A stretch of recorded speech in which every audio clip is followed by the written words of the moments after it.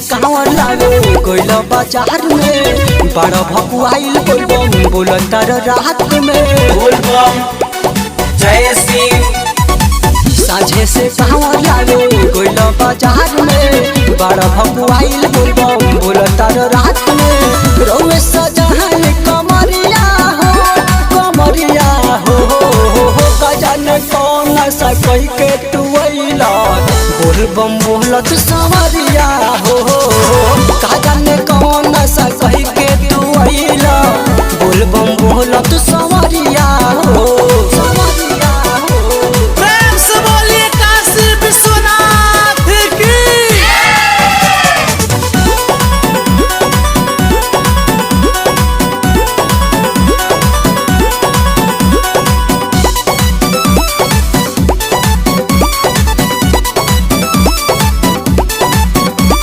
होश में बोलबम के जोश में चढ़ी न पाई को चढ़ैया रे राजा जी गिराइए देवका कि जल छलकाइए देवका कि जल छलकाइए देवका।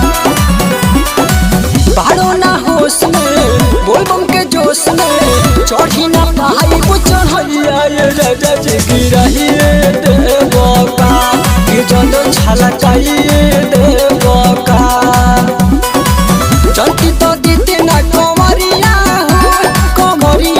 हो का जाने कौन सा कह के तू अइला बोलबम बोलत सवरिया हो का जाने कौन सा कह के तू अइला बोलबम बोलत सवरिया हो।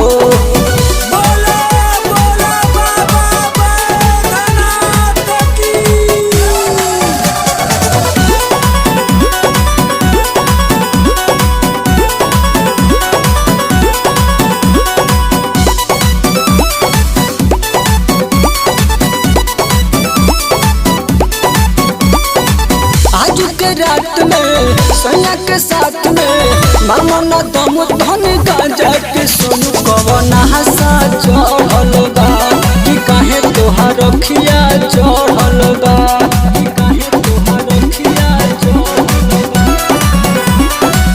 आज के रात में सोया के साथ में मामा न दम धन गांजा के शैलेश कवना हसा चढ़ल बा कि काहे तोहार रखिया चढ़ल बा।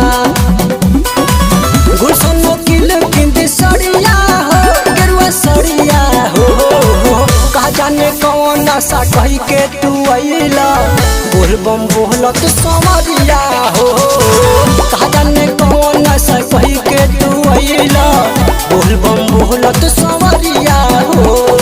साझे से कांवर लागे कोइल बाजार में बड़ा भकुआइल बोलबम बोलतर रात में रोवे सजहन कमरिया